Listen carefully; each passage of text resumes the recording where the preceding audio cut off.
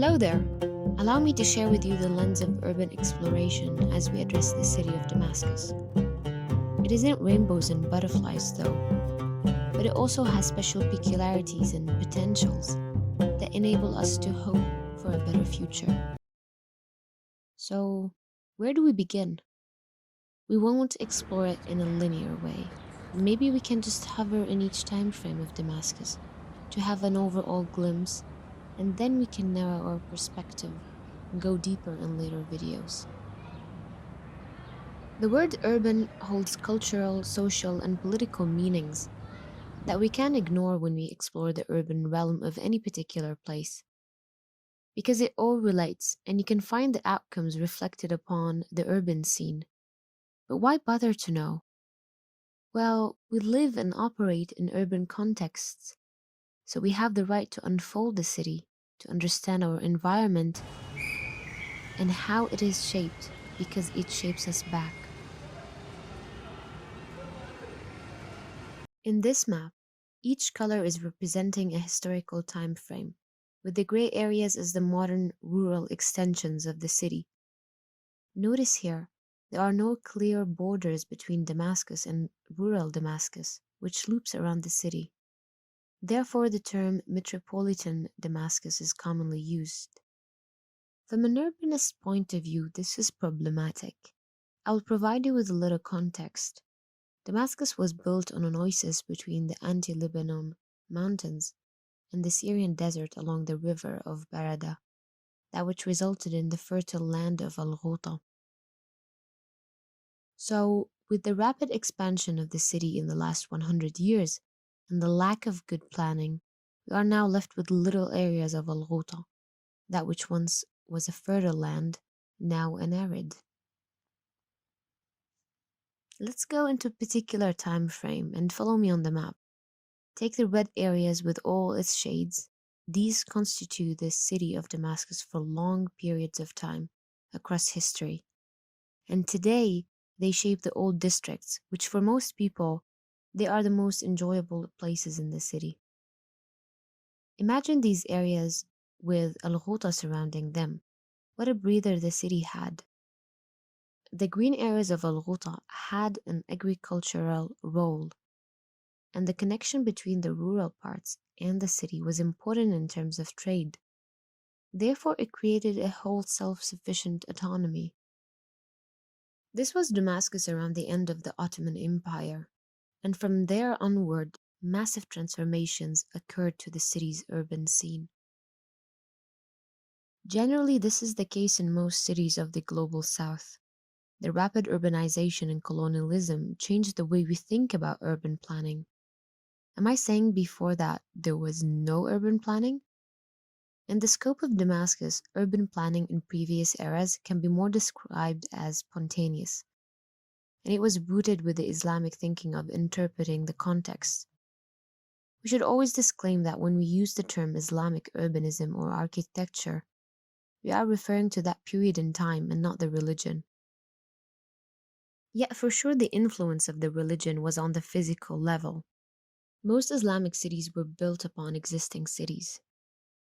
Hence, they developed their concepts accordingly, and their urban planning came as a continuity to the urban fabric. Now, since we opened the subject, let's talk about Islamic urban structure. When comparing it to previous periods, we find the disappearing of some city elements like the broad colonnaded streets and open spaces like the agora. The reason for this change is that the most important social impact of Islam was the fact that the strength of its ritualized life patterns eliminated the need for many formal institutions. The various governance structures normally identified in cities, at least in Europe, have not been developed. As society internalizes its structural constraints and minimizes the need for external controls, the mechanism worked from the inside and required little institutional power. For example, traditional Islamic cities did not have municipalities compared to the Western world. There were no crowns and churches in the institutional sense of medieval Europe. Therefore, the public affairs of Islam are religion and hope to bring peace and prosperity and salvation to the world. So it's not as a result of civil rights deprived of oppressive authorities, it was the result of a common desire to follow the specific lifestyle patterns stipulated in, which created a self regulating inner balance. So, what happened next? Going back to the issue of rapid urbanization and colonialism, in the periods that followed the fall of the Ottomans, urbanization policies were pursued by the French colonial administration that resulted in creating twin or parallel cities, allowing them to coexist at a little distance or side by superimposing the new city on the old historic fabric by cutting out large new roads and sites for major public buildings. The other one consisted in setting up completely new colonial cities on new lands without seeking any interface with pre existing urban structures. In reality, over the last 100 years, this method demolished progressively the historic urban structures in Damascus. Moreover, the demographic burst meant a strong need for labor intensive production methods that contradict with Western concepts. These recent urbanized rural societies found it hard to integrate with these Western industrialization models due to feasibility issues and the difference in the social fabric that led to an inappropriate adaptation to these models, which created additional problems. Development models must be thought in alternative ways that enhance the capacity of these societies. When examining urbanization in the Muslim world, we find previous spontaneous urban patterns taking place in rudimentary ways without the consent of local governments. Let's reflect on this. The mode of generating the built form in old cities was considered spontaneous within geometric principles.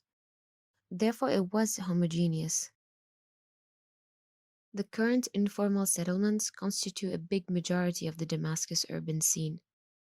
And it's an ongoing problem since the 70s that demolishing them isn't really the end solution, because then we are faced with a bigger one. I think the social values of these neighborhoods can be positive as they show the way society integrate together. Perhaps coming up with a solution that might demolish some buildings in the favor of establishing a healthier environment can be on the table.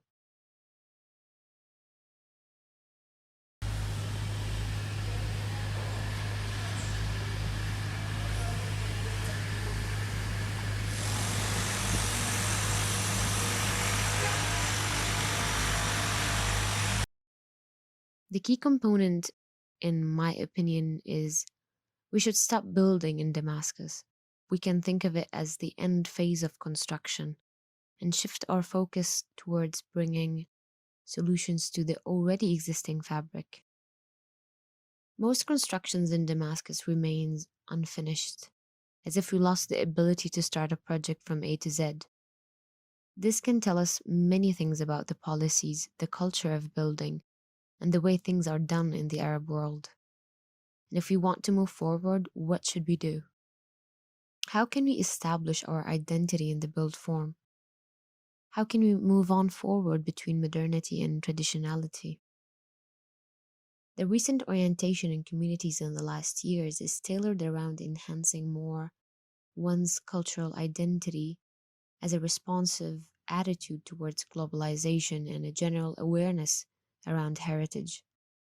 Because the human nature needs to rely on a spiritual, cultural, or emotional belief to reach its full potential.